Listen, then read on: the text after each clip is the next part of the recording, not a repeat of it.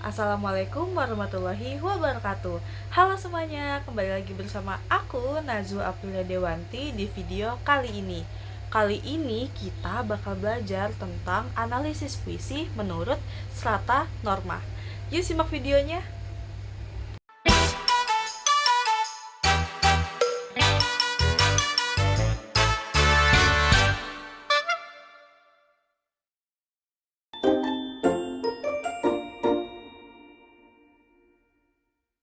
Puisi sendiri adalah sebuah bentuk seni sastra yang menggunakan bahasa dan kata-kata secara kreatif untuk menyampaikan perasaan, gagasan, dan pengalaman melalui ritme suara, makna, dan citra. Lalu, analisis puisi adalah kegiatan yang dilakukan untuk membedah dan mengetahui makna yang ada pada sebuah puisi. Lalu, kita akan mempelajari tentang analisis puisi berdasarkan strata norma. Tapi sebelum itu kita harus mengetahui dulu apa itu strata norma. Jadi, strata norma adalah pendekatan terhadap karya sastra dengan menganalisis berbagai tahap atau lapis-lapis dalam sebuah puisi. Nah, pendekatan ini memungkinkan kita untuk memahami puisi secara lebih mendalam untuk mengetahui makna apa yang tersembunyi dalam setiap bait-bait puisi. Setiap bait-bait puisi tidak hanya dari segi isi, tetapi juga dari segi struktur dan nuansa yang terkandung di dalamnya. Menurut Wellek dan Weren mengatakan bahwa puisi itu adalah sebab yang memungkinkan timbulnya pengalaman. Setiap pengalaman individual sebenarnya hanya sebagian saja yang dapat dituangkan di dalam sebuah puisi. Karena itu, puisi sesungguhnya harus dimengerti sebagai struktur norma-norma. Norma-norma yang dimaksud adalah norma-norma yang tidak dirusak atau tercampur dengan norma-norma klasik, etika, ataupun politik. Norma-norma itu harus dipahami sebagai implisit yang harus ditarik dari setiap pengalaman individu karya sastra dan bersama-sama merupakan karya sastra yang murni sebagai keseluruhan. Karya sastra itu tidak hanya merupakan satu sistem norma, melainkan terdiri dari beberapa norma atau beberapa strata lapis norma. Konsep dasar strata norma dikenalkan oleh Roman Ingerden, seorang filsuf dan kritikus sastra. Ia membagi puisi menjadi beberapa lapis, yaitu lapis bunyi, lapis arti, lapis objek, lapis dunia, dan lapis metafisis. Strata norma adalah lapis-lapis yang terdapat dalam sebuah puisi. Makna yang tersembunyi memperlihatkan keadaan dalam karya sastra itu sendiri, bukan dari luar puisi.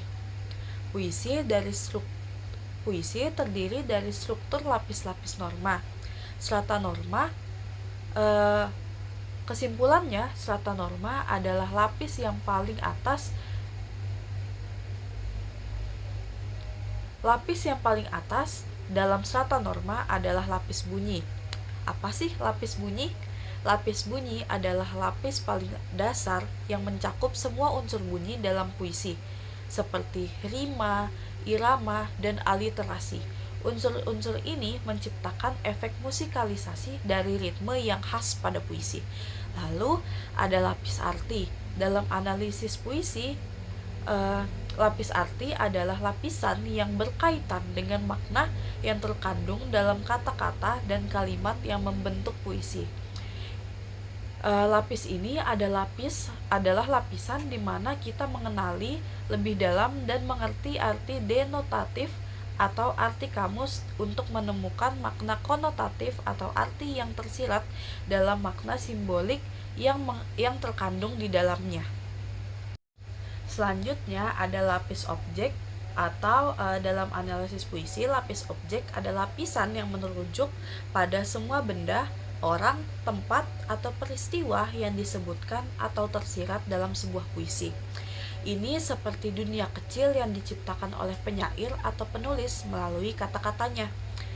Lalu ada lapis dunia dalam analisis puisi. Lapis dunia dalam analisis puisi merupakan lapisan yang menghadirkan dunia atau realita yang diciptakan oleh penyair melalui karyanya.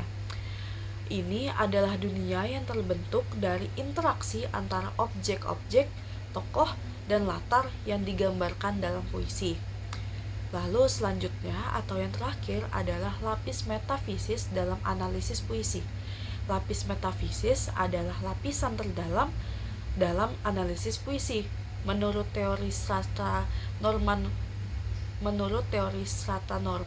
Roman Ingelden, jika kita membayangkan puisi sebagai sebuah bawang, lapis metafisis adalah bagian paling inti atau bagian paling dalam.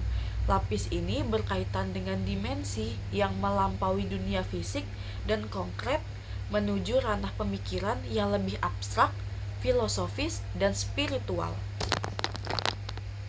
Jadi, analisis puisi berdasarkan strata norma adalah cara menganalisis puisi secara keseluruhan, yaitu melihat puisi tersebut dari segala aspek yang ada di dalam puisi tersebut, sehingga kita dapat mengetahui apa isi yang ingin disampaikan oleh penulis tersebut kepada kita si pembaca. Sekian penjelasan dari saya, kurang lebihnya mohon maaf.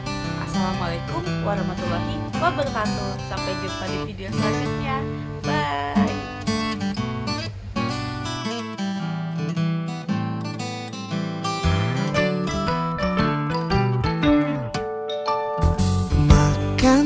Resto terenak, membaca di sudut paling tenang, menonton pertunjukan musik, telusuri jalanan dari malam hingga pagi.